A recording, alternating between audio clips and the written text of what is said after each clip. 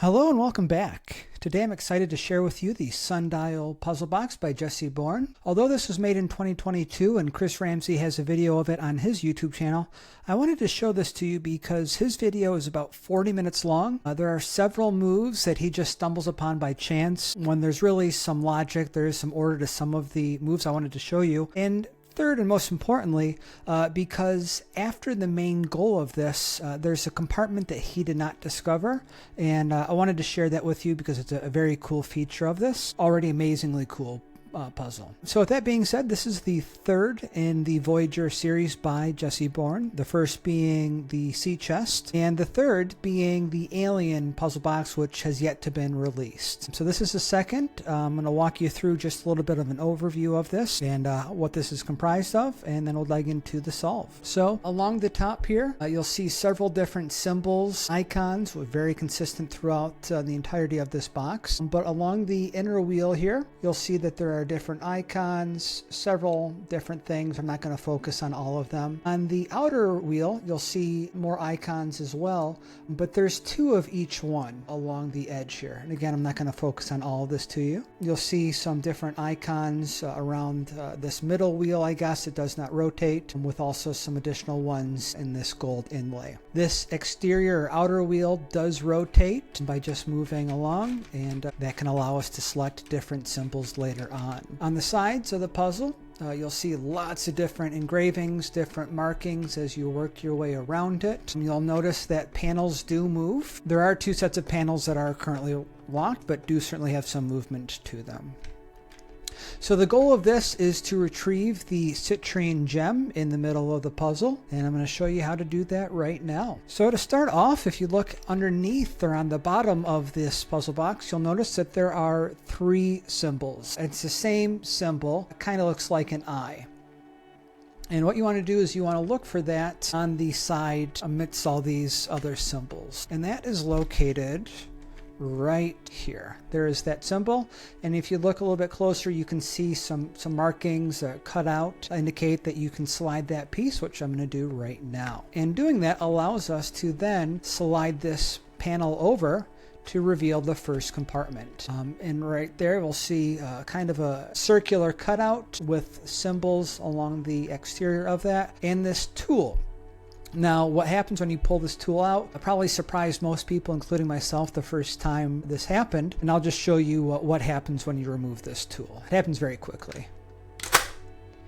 So, as you see, removing this tool immediately kicked that initial compartment to the side, revealing a secondary compartment. But let me just retrieve this piece of paper so we can get some more backstory behind this puzzle.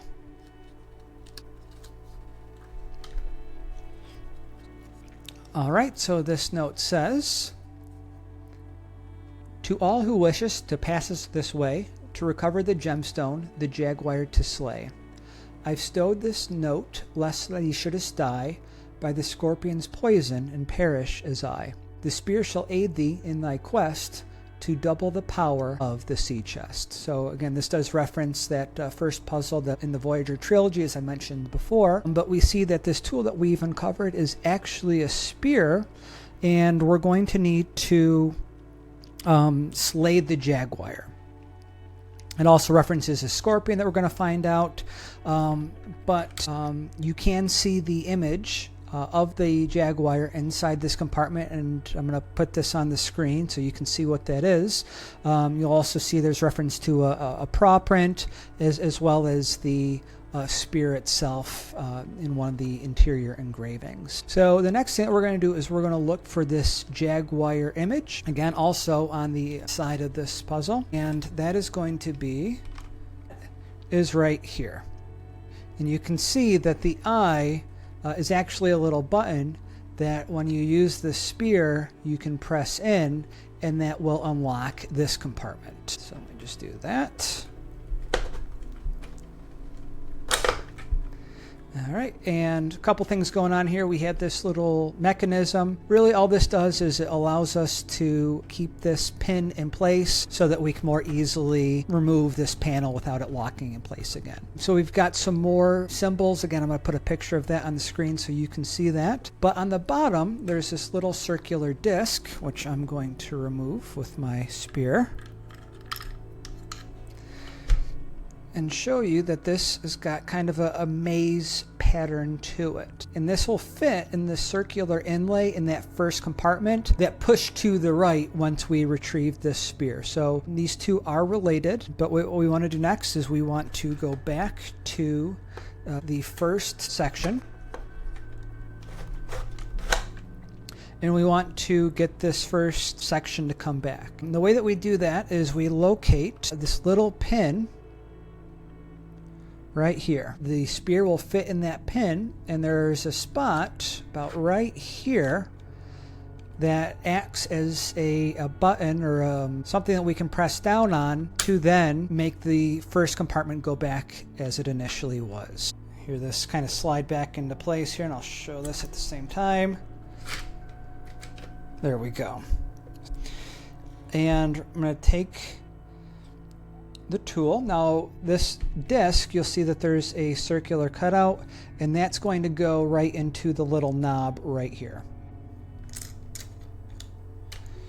Okay, so when we see that, we see the maze. It starts from the center, works its way over, and ends on this symbol right there by my finger. Kind of looks like a wheel almost, if you will, circular with different cogs to it. So some type of wheel or gear is what we're looking for. All right, so I'm just going to remove this, take that back. And this is one of the symbols that is around the outer ring. So what we want to do is we want to have this gear fall in between those two symbols. So I'm just going to rotate this.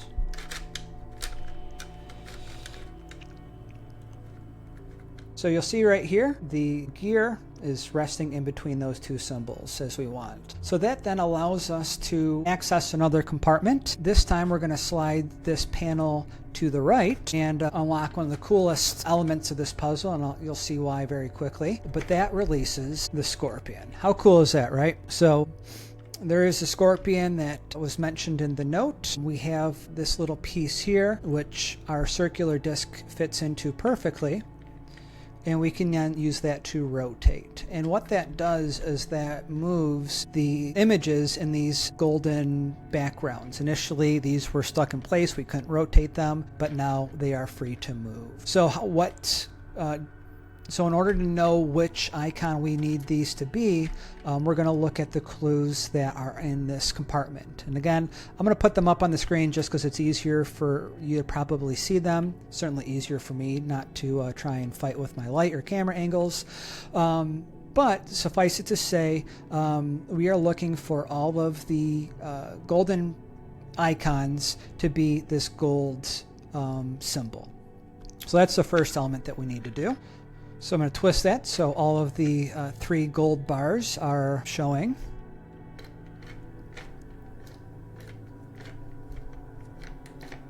All right, and there we go. But the other thing that we need to do is we need to reference the other side of this compartment, which shows another symbol. And that's another double symbol along the outer wheel here, or the outer ring rather. So I'm just going to line that up. I'll show you what that looks like. All right, so we've got that aligned in between those two symbols. So with that being in place, we can now go ahead and we can move, or we can slide over this panel to the right, which releases a coin, also inspired on, I believe, the Mayan calendar here. Very cool element to this. But behind it, we see a little wheel, and this rotates. And there is a cutout where we can fit the spear to. And when we press this in and turn,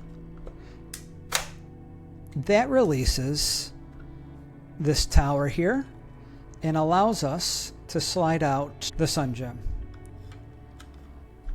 Right here. This little piece comes off, and there we go. So that's the main objective of this puzzle, is to recover this stone. But as I said before, there's more to it than that. There's a bonus to this puzzle. So a couple cool things about this. Underneath it here, really hard to see, but you know, Jesse has his name, when this was created, which out of 400 this is. But if you investigate the tower itself, you'll notice 3 symbols along the top there, or on the side of it rather. So we need to go back, and we need to go back to the scorpion chamber to set these 3 symbols according to that. So we're going to go back, we're going to change this back to the gears icon. And now we're going to change this so we got the 3 symbols referenced on the tower. Okay, so we got that in place. The other thing is,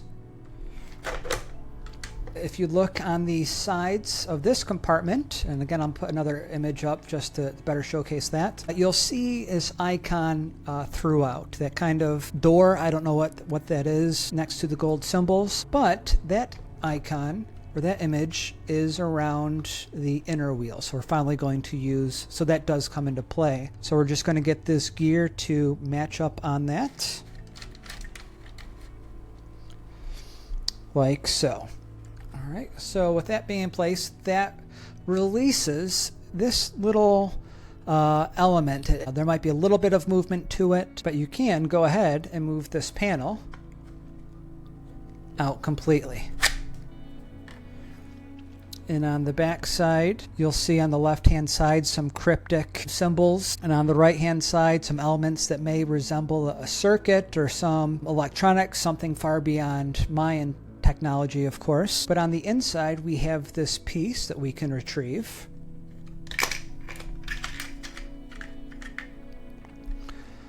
This doesn't have any relevance to this puzzle, but you look in the back and you'll see just a lot more circuits, a lot more electrical components to it, which is probably a reference to the next puzzle that Jesse's going to release, with it being the alien, some futuristic puzzle, maybe some communication that needs to be interpreted. But this is just kind of a cool sneak preview of what is to come. This may be a key. If you've solved another one of Jesse's puzzles, you may have seen this and know exactly what this is for, but it's very probable this is going to come up again in the alien puzzle box. So it's very cool to see how these puzzles relate together and the stories that Jesse is creating. But that is all of the different elements to the Sundial puzzle box. So thank you for sticking around. If you've liked this one and haven't seen me solve the Rattler's Tale by Jesse, you definitely want to check that one out next. So thank you very much again for watching. Have a great day.